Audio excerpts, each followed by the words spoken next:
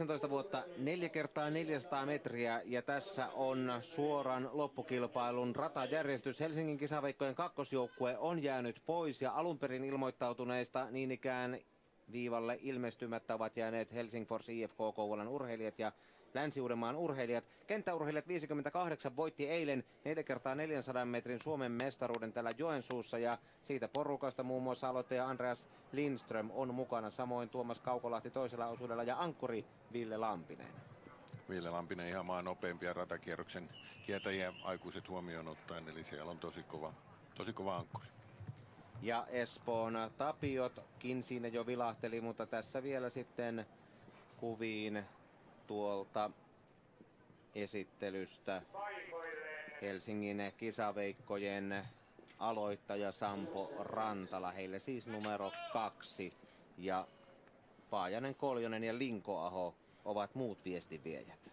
Siinä on myös erittäin kova joukkue, jotka lähtevät tätä tiukkaa ratakierroksen viestiä kiertämään. HKV molemmat joukkueet diskattiin tai eivät ainakaan päässeet maaliin tuossa eilisessä 4 kertaa 100 metrin finaalissa. Nyt varmaan halutaan niitä kalavelkoja maksaa, kun tämä viesti käynnistyy. Ja tässä lajissahan Suomen ennätys on kaukaa vuodelta 1976, 3.18,2 käsiaika HKV:llä. Seppo Rontu, Jaakko Raulo, Ari Viitala ja Esa Merikallio juoksivat tuon ajan, johon sitten sähköajalla HKV vastasi vuonna 1998 Vammalassa lähestulkoon yhtä hyvällä ajalla. 37 vuotta vanha Suomen ennätys, aivan kerta kaikkiaan hurja siinä. Toiseksi viimeisen osuuden juoksija Ari Viitala on tavannut sanoa still going strong. Ja tämä kääntää voidaan todeta, että tällä ajalla edelleen ollaan vahvasti kuvassa mukana, edelleen Suomen ennätyksen haltijoita. Ja hyvä olisi myöskin tuo sähköaika Vammalasta vuodelta 1998.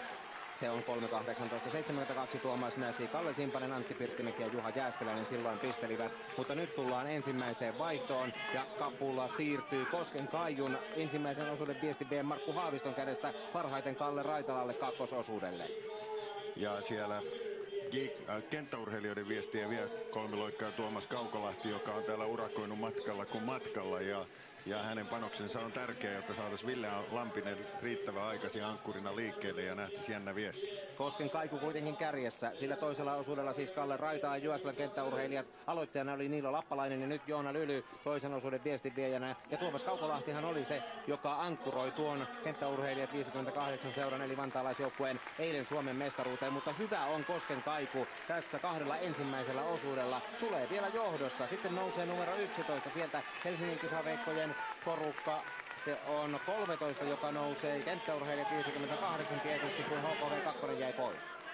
Ja näin siinä nähdään näitä vaihtoja, jotka tässäkin lajissa ovat tärkeitä. Tässä lajissa käytetään niin sanottua soihtuvaihtoa, tarjotaan tuo kapula kaverille ja vastuu on vastaanottajan. Hän riistää kapulan ja sitten täysillä matkaa. Ja nyt vetää todella kovaa täysillä Aapo Alenius. Kenttäurheilijat 58 haluaa perata Ville Lampiselle 400 metrin koko maana tilasto 4.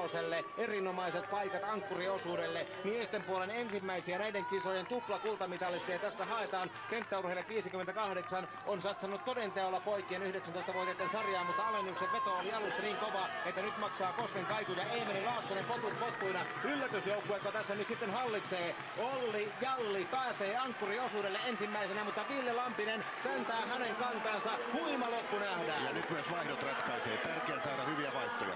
Ja sieltä säntää myöskin lujaa Helsingin kisaveikkojen ankkuri Matias Linkoaho kakkosena tuohon paikalle, mutta Ville Lampisen taka-ajo on käynnistynyt. Kosken Kaiku edelleen kuitenkin ykköspaikalla. Yllätyskultaa tarjotaan, kun Olli Jalli on joukkueen ankkurina.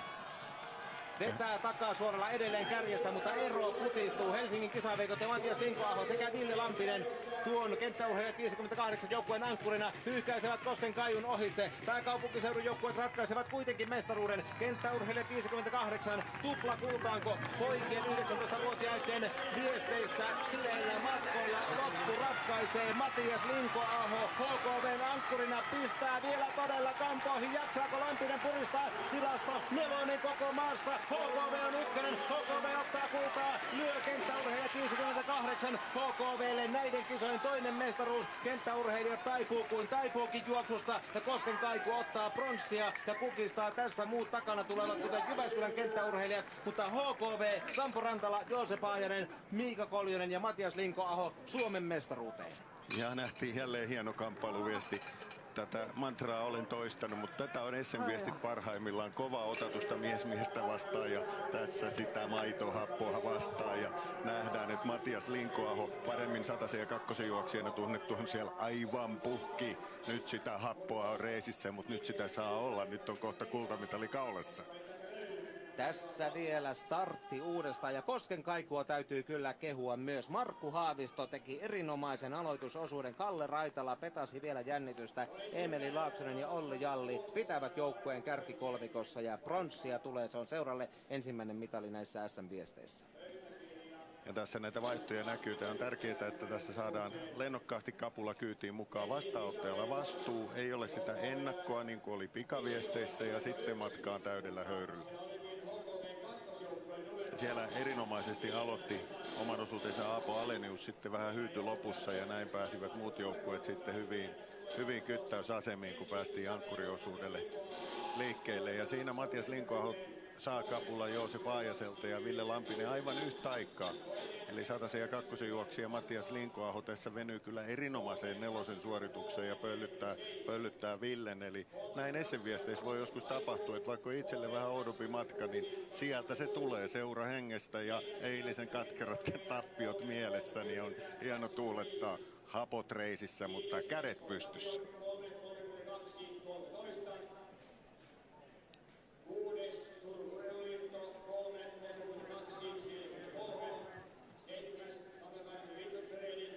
Hokovelle näiden kisojen 9. mitali ja päivän toinen ja kisojen 3. kultamitali. Kenttäurheilijat 58 Vantaalle ottaa nyt sen toisen mitalinsa ja Kosken Kaiku lyö Jyväskylän kenttäurheilijat ja pääsee mitalitaulukkoon seurana numero 26.